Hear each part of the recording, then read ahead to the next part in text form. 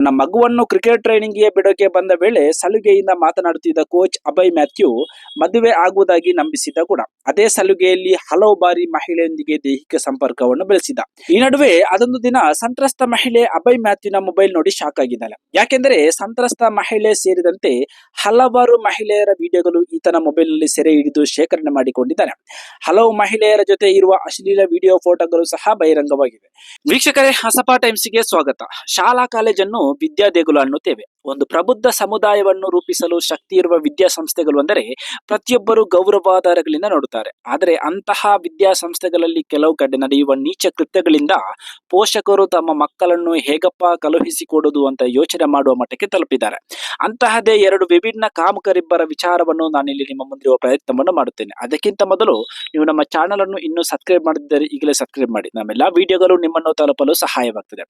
ವೀಕ್ಷಕರೇ, ಆತನ ಹೆಸರು ಸ್ವಾಮಿ ಚೈತಾನಂದ್ಯ ಸರಸ್ವತಿ ಅಲಿಯಾಸ್ ಪಾರ್ಥ ಸರ್. ತನ್ನನ್ನು ತಾನು ದೇವಮಾನವ ಎಂದು ಹೇಳಿ ಜನರನ್ನು ಭಾವನಾತ್ಮಕವಾಗಿ ವಂಚಿಸುತ್ತಿದ್ದ. ಆದರೆ ಈಗ ಆತನ ಮೇಲಿರುವ ಕೇಸ್ ಏನ್ ಗೊತ್ತಾ? ಬರೋಬ್ಬರಿ 17 ಜನ ಕಾಲೇಜು ಹೆಣ್ಣು ಮಕ್ಕಳ ಮೇಲೆ ಲೈಂಗಿಕ ದೌರ್ಜನ್ಯ ಎಸಗಿತು. ವೀಕ್ಷಕರೇ, ಇದು ದೆಹಲಿಯ ಪ್ರತಿಷ್ಠಿತ ಖಾಸಗಿ ವಿದ್ಯಾಸಂಸ್ಥೆಯಲ್ಲಿ ನಡೆದ ಘಟನೆ. ಹಲವಾರು ವಿದ್ಯಾರ್ಥಿನಿಯರಿಗೆ ಲೈಂಗಿಕ ಕಿರುಕುಳ ನೀಡಿದ ಆರೋಪದ ಮೇಲೆ ಸ್ವಯಂ ಘೋಷಿತ ದೇವಮಾನವ ಪಾರ್ಥ ಸಾರಥಿ ಎಂದು ಕರೆಯಲ್ಪಡುವ ಸ್ವಾಮಿ ಚೈತಾನಂದ್ಯ ಸರಸ್ವತಿ ವಿರುದ್ಧ ಪೊಲೀಸರು ಪ್ರಕರಣವನ್ನು ದಾಖಲಿಸಿದ್ದು ಬಂಧನಕ್ಕೆ ಬಲೆ ಬೀಸಿದ್ದಾರೆ ಎಂದು ವರದಿಯಾಗಿದೆ. ಆಗಸ್ಟ್ 4ರಂದು ಉತ್ತರ ಪ್ರದೇಶದ ವಸಂತ್ ಕುಂಜ್ ಪೊಲೀಸ್ ಠಾಣೆಯಲ್ಲಿ ದೂರು ದಾಖಲಾಗಿದ್ದು ಆರೋಪಿ ತಲೆಮರೆಸಿಕೊಂಡಿದ್ದಾನೆ. ಈತ Shri Sharada institution of Indian management ಸದಸ್ಯನಾಗಿದ್ದು ಈತ ಟಾರ್ಗೆಟ್ ಮಾಡುತ್ತಿದ್ದದ್ದು ಯಾರನ್ನು ಗೊತ್ತಾ? ಆರ್ಥಿಕವಾಗಿ ತೀರಾ ಹಿಂದುಳಿದು ವಿದ್ಯಾರ್ಥಿ ವೇತನ ಅಡಿಯಲ್ಲಿ ದಾಖಲಾಗಿರುವ ಹೆಣ್ಣು ಮಕ್ಕಳನ್ನು ಆಗಿತ್ತು. ತನಿಖೆಯ ಸಂದರ್ಭದಲ್ಲಿ ಪೊಲೀಸರು ಸುಮಾರು 30 ವಿದ್ಯಾರ್ಥಿನಿಯರಿಂದ ಹೇಳಿಕೆಯನ್ನು ಪಡೆದುಕೊಂಡಿದ್ದಾರೆ. ಆದರೆ ಇದರಲ್ಲಿ ಇನ್ನೊಂದು ಶಾಕಿಂಗ್ ವಿಚಾರ ಏನು ಗೊತ್ತಾ? ಆತನ ಜೊತೆ ಲೈಂಗಿಕವಾಗಿ ಸಹಕರಿಸಲು ಆ ವಿದ್ಯಾಸಂಸ್ಥೆಯ ಕೆಲ ಶಿಕ್ಷಕರು ಕೂಡ ತಮ್ಮ ವಿದ್ಯಾರ್ಥಿನಿಯರಿಗೆ ಬಲವಂತ ಮಾಡುತ್ತಿದ್ದರು ಅನ್ನೋ ವಿಚಾರ. ವೀಕ್ಷಕರೇ, ಶಿಕ್ಷಕರು ಮತ್ತು ವಿದ್ಯಾಸಂಸ್ಥೆಗಳು ಇಷ್ಟೊಂದು ನೈತಿಕತೆ ಕಳೆದುಕೊಂಡು ಅಧಪತನ ಕೇಳುತ್ತಿರುವುದು ಭವಿಷ್ಯದ ದೃಷ್ಟಿಯಲ್ಲಿ ತುಂಬಾನೇ ಅಪಾಯಕಾರಿ. ಅದರಲ್ಲಿಯೂ ಬಡ ಕುಟುಂಬದ ಹೆತ್ತವರು ಮಾನ ಮರ್ಯಾದೆ ಅಂತೆಲ್ಲ ಆಲೋಚನೆ ಮಾಡುವವರು. ಇಂತಹ ವಿಚಾರಗಳು ಅವರ ಧೈರ್ಯವನ್ನು ಕುಂದಿಸಿ ಅದೆಷ್ಟೋ ಹೆಣ್ಣು ಮಕ್ಕಳ ಶಿಕ್ಷಣದ ಕನಸನ್ನು ನುಚ್ಚುನೂರು ಮಾಡಿ ಬಿಡುತ್ತದೆ.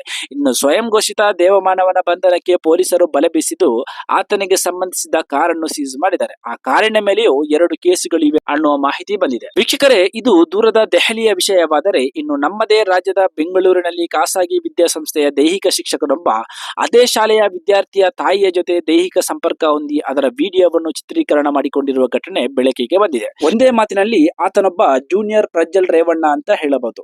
ಆತನ ಮೊಬೈಲ್ ನಲ್ಲಿರುವ ರಾಸಲೀಲೆಯ ವಿಡಿಯೋ ನೋಡಿ ಸ್ವತಃ ಆ ಹೆಂಗಸು ಶಾಕ್ ಆಗಿದ್ದಾಳೆ. ಏನಿದು ಘಟನೆ ಅಂತ ವಿವರವಾಗಿ ನೋಡುವ. ವಿಚ್ಛೇದಿತ ಮಹಿಳೆಗೆ ಮದುವೆಯಾಗುವುದಾಗಿ ನಂಬಿಸಿ ವಂಚಿರುವ ಬೆಂಗಳೂರಿನ ಖಾಸಗಿ ಶಾಲೆಯ ದೈಹಿಕ ಶಿಕ್ಷಕನ ರಾಸಲೀಲೆಗಳು ಒಂದೊಂದೇ ಆಚೆ ಬರುತ್ತಿವೆ. ಶಾಲೆಯಲ್ಲಿ ಕ್ರಿಕೆಟ್ ಕೋಚ್ ಆಗಿ ಕೆಲಸ ಮಾಡುವ ಅಭಯ್ ಮ್ಯಾಥ್ಯೂಗೆ ಕಳೆದ 2 ವರ್ಷಗಳ ಹಿಂದೆ ಮದುವೆಯಾಗಿ ಡಿವೋರ್ಸ್ ಆಗಿರುವ ಮಹಿಳೆಯ ಪರಿಚಯವಾಗಿತ್ತು. ತನ್ನ ಮಗುವನ್ನು ಕ್ರಿಕೆಟ್ ಟ್ರೈನಿಂಗ್ಗೆ ಬಿಡೋಕೆ ಬಂದ ವೇಳೆ ಸಲುಗೆಯಿಂದ ಮಾತನಾಡುತ್ತಿದ್ದ ಕೋಚ್ ಅಭಯ್ ಮ್ಯಾಥ್ಯೂ ಮದುವೆ ಆಗುವುದಾಗಿ ನಂಬಿಸಿದ ಕೂಡ ಅದೇ ಸಲುಗೆಯಲ್ಲಿ ಹಲವು ಬಾರಿ ಮಹಿಳೆಯೊಂದಿಗೆ ದೈಹಿಕ ಸಂಪರ್ಕವನ್ನು ಬೆಳೆಸಿದ.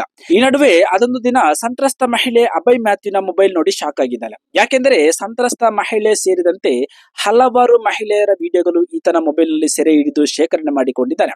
ಹಲವು ಮಹಿಳೆಯರ ಜೊತೆ ಇರುವ ಅಶ್ಲೀಲ ವಿಡಿಯೋ ಫೋಟೋಗಳು ಸಹ ಬಹಿರಂಗವಾಗಿವೆ. ಇವನು ಒಂದು ರೀತಿಯ ಜೂನಿಯರ್ ಪ್ರಜ್ವಲ್ ರೇವಣ್ಣ ಅಂತಾನೆ ಹೇಳಬಹುದು. ವೀಕ್ಷಕರೇ, ಇನ್ನು ಏನೆಲ್ಲ ಈ ಕಣ್ಣುಗಳಿಂದ ನೋಡಬೇಕು ಕೇಳಬೇಕು ಎಂದು ಗೊತ್ತಿಲ್ಲ. ಒಟ್ಟಾರೆ ಬೆಳಿಗ್ಗೆ ಎದ್ದರೆ ಸಾಕು ಇಂತಹ ಸುದ್ದಿಗಳು ನಮ್ಮ ಕಣ್ಣ ಮುಂದೆ ಬಂದಿರುತ್ತವೆ. ಬರೀ ನಾವು ಮಾತ್ರ ಯಾಕೆ ಕೇಳುವುದು ಅಂತ ನಿಮಗೂ ತಲುಪಿಸಿದ್ದು. ಕಮೆಂಟ್ ಬಾಕ್ಸ್ ಅಲ್ಲಿ ನಿಮ್ಗೆ ಹೇಗೆ ಅನಿಸ್ತು ಅಂತ ಕಮೆಂಟ್ ಹಾಕುವ ಮೂಲಕ ತಿಳಿಸಿ. ಮತ್ತೆ ಶೇರ್ ಮಾಡುವ ಮೂಲಕ ನಿಮ್ಮವರಿಗೂ ಮಾಹಿತಿಯನ್ನು ತಲುಪಿಸಿ. ಸಬ್ಸ್ಕ್ರೈಬ್ ಮಾಡುವ ಮೂಲಕ ನಮ್ಮನ್ನು ಬೆಂಬಲಿಸಿ. ಧನ್ಯವಾದಗಳು.